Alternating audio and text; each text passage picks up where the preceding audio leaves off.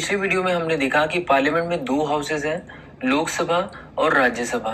और हमने ये भी देखा कि राज्यसभा स्टेट्स और यूनियन टेरिटरीज को रिप्रेजेंट करती है और ये इंश्योर करती है कि पार्लियामेंट से जो भी बिल पास हो रहे हैं वो स्टेट्स और यूनियन टेरिटरीज के लिए भी मान्य हो। यानी ये स्टेट्स और यूनियन टेरिटरीज के राइट्स को प्रोटेक्ट करती है और इस तरह राज्यसभा हमारे देश के कॉन्स्टिट्यूशन के फेडरल कैरेक्टर को रिप्रेजेंट करती है। बट राज्यसभा में सिर्फ स्टेट्स और यूनियन टेरिटरीज के रिप्रेजेंटेटिव नहीं होते, इसके कुछ सदस्यों को प्रेसिडेंट भी नॉमिनेट करते हैं और ये सब डिटेल्स हमें देखने को मिलती है हमारे कॉन्स्टिट्यूशन के आर्टिकल 80 में, जो कि काउंसिल ऑफ स्टेट्स की कॉम्पोजिशन को डिफाइन करता है। ये कहता है कि राज्यसभा में स्टेट्स और यूनियन टेरिटरीज के मैक्सिमम 228 मेंबर्स हो सकते हैं और ज्यादा से ज्यादा 12 मेंबर्स को प्रेसिडेंट द्वारा नॉमिनेट किया जा सकता है। इसका मतलब राज्यसभा में मैक्सिमम 250 मेंबर्स हो सकते हैं। आज की डेट में राज्यसभा में स्टेट्स और यूनियन टेरिटरीज से 233 मेंबर्स हैं और प्रेसिडेंट द्वारा नॉमिनेटेड सदस्य हैं 12। यानी आज की डेट में राज्यसभा में कुल 245 मेंबर्स हैं। और अगर बात करें राज्यसभा के इन 233 मेंबर्स की, तो ये मेंबर्स बेसिकली स्टेट लेजिस्लेचर्स की असेंबलीज द्वारा इलेक्ट होकर आते हैं।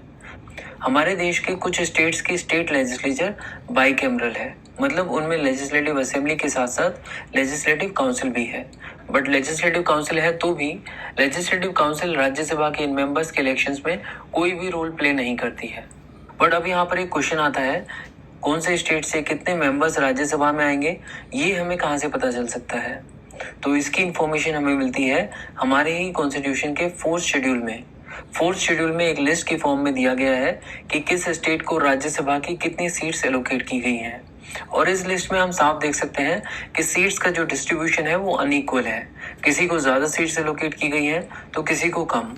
बात यह है कि ये सीट एलोकेशन स्टेट की पॉपुलेशन के आधार पर किया गया है और फॉर्मूला ये है कि पहले 50 लाख के लिए हर 10 लाख की पॉपुलेशन पर राज्यसभा में एक सीट एलोकेट की गई है और 50 लाख के ऊपर हर 20 लाख पर एक राज्यसभा की सीट का प्रोविजन है।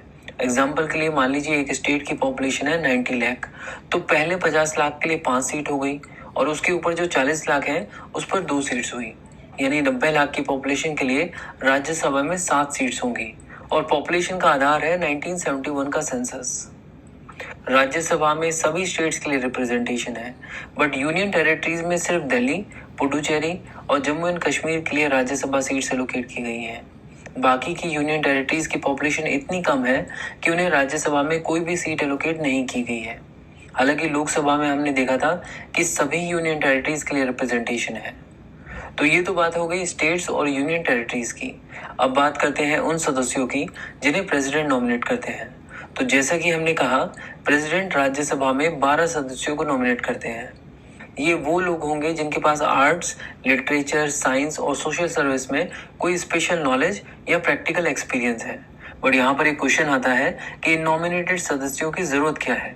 राज्यसभा राज्यों को रिप्रेजेंट करती है, तो फिर नॉमिनेटेड सदस्यों को ऐड करने का क्या बेनिफिट है? तो बात यह है कि कॉन्स्टिट्यूशन 12 ऐसे नॉमिनेटेड लोगों को नॉमिनेट करने की बात कर रही है जो हमारे देश के one of the most distinguished लोगों में से एक हैं।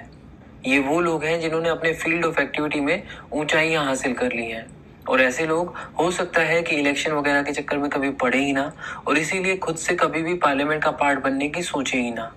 बट देश को ऐसे लोगों की जरूरत है, तो कॉन्स्टिट्यूशन में ऐसा प्रोविजन किया गया है ताकि ये इंश्योर किया जा सके कि इस तरह के डिस्टिंग्विश्ड लोग भी पार्लियामेंट डिबेट्स का पार्ट बन सके और पार्लियामेंट्री डिबेट्स के स्तर को ऊपर उठा सके, खासकर जब उनसे रिलेटेड सब्जेक्ट्स पर पार्लियामेंट में चर्चा हो रही हो तब।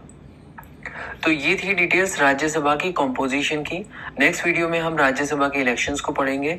अगर आपको कोई भी डाउट है या क्वेरी है तो मुझसे चैट बॉक्स में पूछ सकते हैं। Thanks for watching this video.